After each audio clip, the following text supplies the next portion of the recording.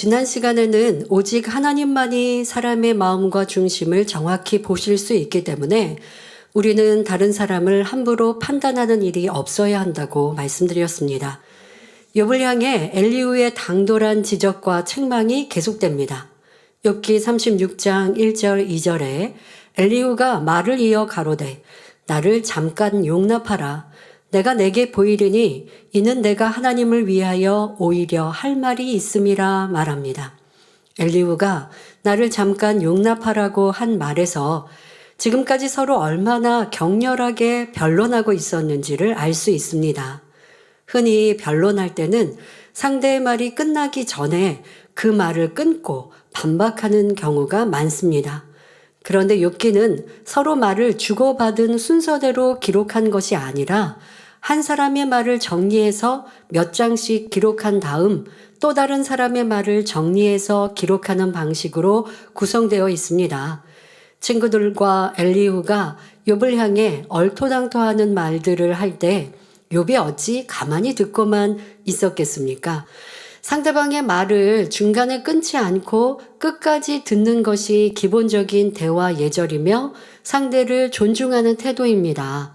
하지만 욥은 억울함과 감정으로 견딜 수 없는 상태였으므로 상대가 한마디 할 때마다 그 말을 끊고 자기 입장을 설명하며 반박하려고 했을 것입니다.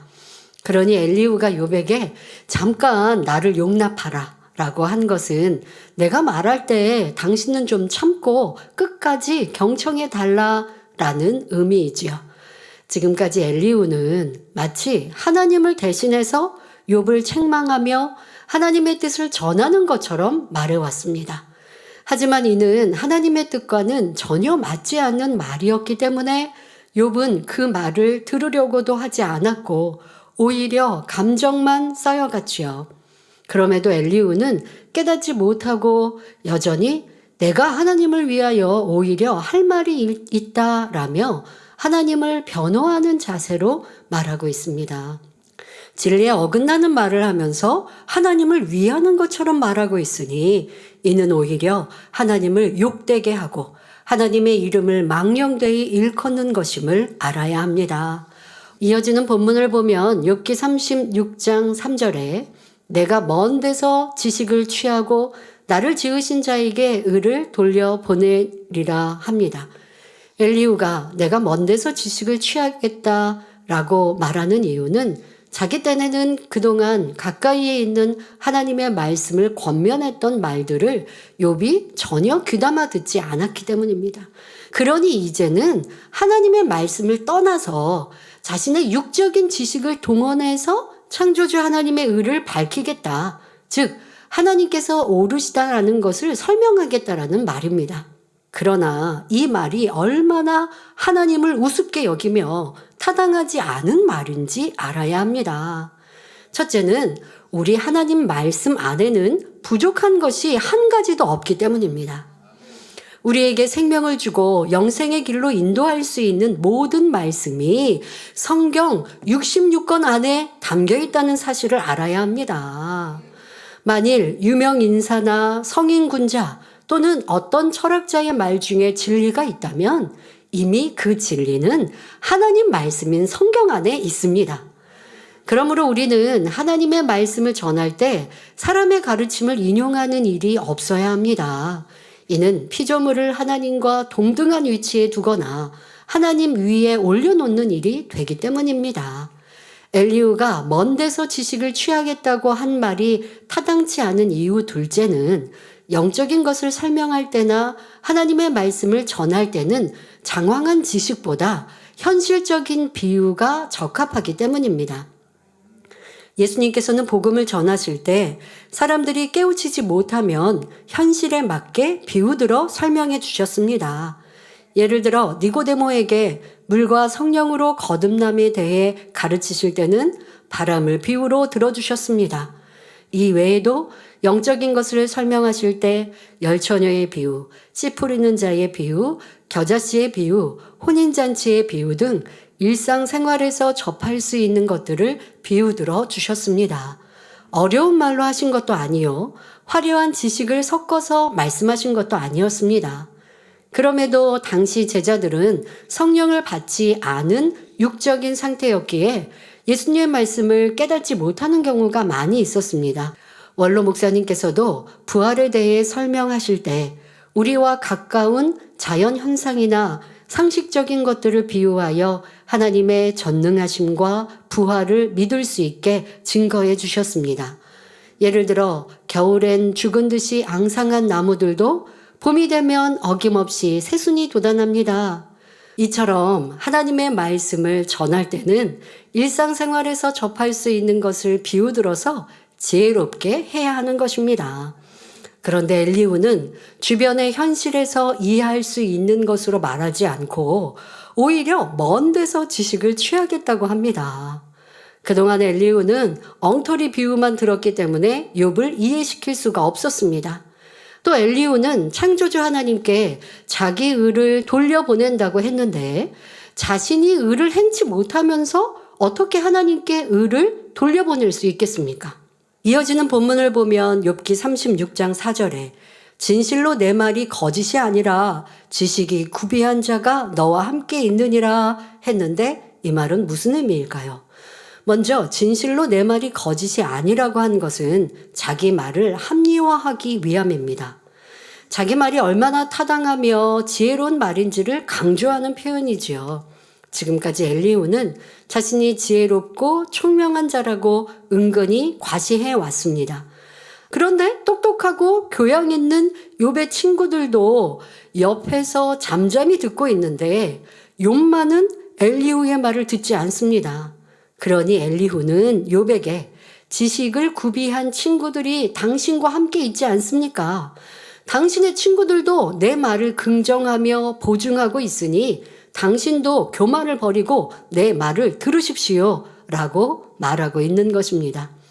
그러나 만일 자기 말에 확신이 있다면 굳이 이런 설명이 필요치 않습니다. 자기가 한 말을 자기도 믿을 수 없고 상대방은 더더구나 믿지 않을 것 같으니 구구절절 설명이 필요하고 주변 사람들을 보증으로 세우는 것이지요.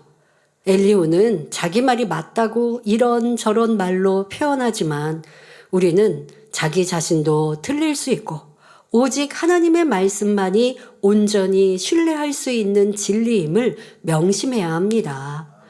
이어지는 본문을 보면 욥기 36장 5절 6절에 하나님은 전능하시나 아무도 멸시치 아니하시며 그 지능이 무궁하사 악인을 살려두지 않으시며 고난받는 자를 위하여 신원하시며 말합니다. 하나님은 전지전능하신 창조주이십니다. 우리 사람에게는 한계가 있지만 하나님께는 한계가 없습니다. 하지만 하나님은 사랑 자체이시므로 아무리 부족한 사람이라도 결코 멸시치 않으시지요. 또 하나님은 지능이 무궁무진하시기 때문에 그 누구도 하나님의 지식과 지혜를 따라갈 수 없습니다. 엘리후는 이렇게 하나님에 대해 잘 표현하는 듯 하다가 또 다시 엉뚱한 말을 합니다. 지식이 무궁하신 하나님이 악인을 살려두지 않는다 했는데 이것이 맞는 말입니까?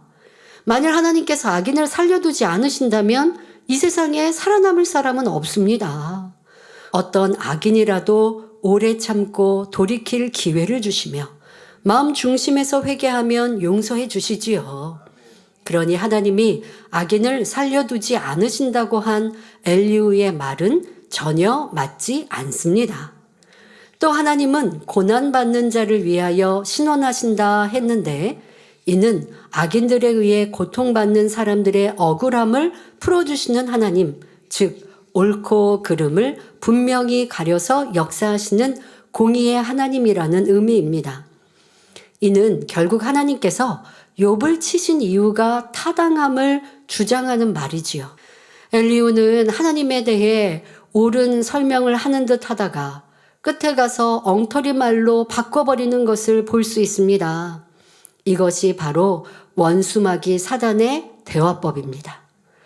에덴 동산에서 뱀이 하와를 미혹할 때도 하나님이 참으로 너희더러 동산 모든 나무의 실과를 먹지 말라 하시더냐? 라고 물었습니다. 하나님께서는 동산 각종 나무의 실과를 먹되 선악과만은 먹지 말라고 하셨는데, 그것을 뱀도 알고 있는데 이 말씀을 왜곡하여 물은 것이지요. 오늘날도 하나님 말씀을 가지고 교묘하게 인용해서 미혹하는 경우가 많기 때문에 항상 깨어서 진리로 분별해야 합니다. 엘리후는 감정이 극에 달해 점점 심한 말로 욥을 비난하며 정죄해 나갑니다. 지혜와 지식이 무궁하신 하나님께서 어찌 욥의 악함을 모르시겠는가? 이렇게 뜯어보고 저렇게 뜯어봐도 욥은 악인일 수밖에 없다는 것이 그의 주장입니다. 이어서 욥기 36장 7절에 그 눈을 의인에게서 돌이키지 아니하시고 그를 왕과 함께 영원히 위에 앉히사 존귀하게 하시며 했는데, 이는 진리에 맞는 말입니다. 하나님께서는 구원받은 하나님의 자녀들을 불꽃 같은 눈동자로 지켜주십니다. 우리의 눈동자 하나 굴리는 것도 다 보고 계시며 머리털 하나까지 다 세고 계시지요. 더구나 하나님께서 인정하시는 의인과는 늘 동행하시며 모든 기도에 응답해 주시고 마음의 소원도 이루어 주십니다. 그런데 엘리후는 이 말을 결코 좋은 의도에서 한 것이 아닙니다. 바로 욥을 짓밟아 버리려는 목적으로 한 말이지요. 욥은 그동안 하나님에 대해 내가 아무리 불러도 응답도 없으신 하나님, 의로운 내 길을 막아버리고 내 면류관도 없애버리신 나쁜 하나님, 악한 자에게만 축복 주시고 선한 자에게는 오히려 악으로 갚으시는 하나님이라고 누누이 말해왔습니다. 이는 엘리후가 듣기에 너무나 타당치 않은 말이므로 욥에게 다음과 같은 말로 깨우쳐 주고자 하는 것입니다. 욥 당신은 스스로 의롭다고 말하지만 만약 당신이 정말 의인이라면 하나님께서 당신을 항상 불꽃 같은 눈동자로 지켜주시며 존귀한 자리에 올려주셨을 것입니다. 그런데 당신이 이렇게 고난을 겪고 있는 것은 당신이 악인 중에 악인이기 때문이 아닙니까? 이렇게 비웃는 어조로 말한 후 엘리후는 계속해서 욥을 가르쳐 나갑니다. 욥기 36장 8절 9절에 혹시 그들이 누설에 매이거나 환난의 줄에 얽혔으면 그들의 소행과 허물을 보이사 그 교만한 행위를 알게 하시고 말합니다. 그런데 이 말은 앞절과 연결해 보면 앞뒤가 맞지 않는 것처럼 보입니다. 앞절에서는 하나님께서 의인을 그 눈동자로 늘 보호하시며 존귀한 자리에 이르는 축복을 주신다고 했습니다. 이런 축복을 받을 만한 의인이라면 그 소행이 옳아야 하고 허물이 없어야 하며 교만하지도 않아야 하지요. 그런데 그의 소행과 허물을 드러내고 교만한 행위를 알게 하신다 했으니 자칫 오해하기 쉬운 구절입니다. 우리가 이 말을 이해하려면 엘리후의 마음을 알아야 합니다. 그동안 욥은 자칭 의인이 되어 과거에 자기가 얼마나 존귀한 위치에 있었는지를 거듭거듭 설명했습니다. 그러면서 욥 자신의 의는 하나님보다 낫다는 표현까지 했습니다. 그런데 엘리후가 볼 때 욥의 이 말이 사실이라면 절대로 지금 같은 재앙이 닥칠 리가 없습니다. 그러니 욥이 주장하는 선행과 구제, 의로운 삶은 전부 거짓임이 드러나서 그 소문이 널리 퍼져나가고 있으며 욥은 그 허물과 교만함으로 환난의 줄에 매인 것이라 말하고 있는 것입니다. 욥은 어떨까요? 너무나 기가 막힐 뿐입니다. 이는 진리를 바로 알지 못하는 까닭이요. 안다고 해도 자신의 생각에 맞춰서 해석하기 때문입니다. 이로 인해 말씀을 잘못 사용함으로써 하나님의 이름을 망령되이 일컬으며 스스로 재판장이 되어 상대를 함부로 판단하는 죄를 범하게 되는 것입니다. 이사야 55장 8절 9절에 여호와의 말씀에 내 생각은 너희 생각과 다르며 내 길은 너희 길과 달라서 하늘이 땅보다 높음같이 내 길은 너희 길보다 높으며 내 생각은 너희 생각보다 높으니라 말씀하셨습니다. 그러니 우리는 범사에 자신의 생각과 방법, 이론대로 하지 말고 기도하여 성령의 음성을 들으며 모든 것을 하나님께 맞추어야 합니다. 그러지 못하면 하나님을 오해하게 되고 엘리후처럼 자기 감정 속에 남을 판단하며 육신의 생각에 맞춰서 하나님의 말씀을 엉뚱하게 인용할 수 있습니다. 이는 수학 문제를 풀 때에 적절한 공식을 사용하면 쉽게 풀리지만 잘못된 공식을 사용하면 문제가 더 복잡해지는 것과 같은 이치이지요. 그러므로 육신의 생각을 온전히 깨트려 버림으로 항상 성령 안에서 하나님의 말씀을 바로 깨닫고 삶에 잘 대입하여 아름답고 형통한 신앙생활이 되기를 주님의 이름으로 축원합니다.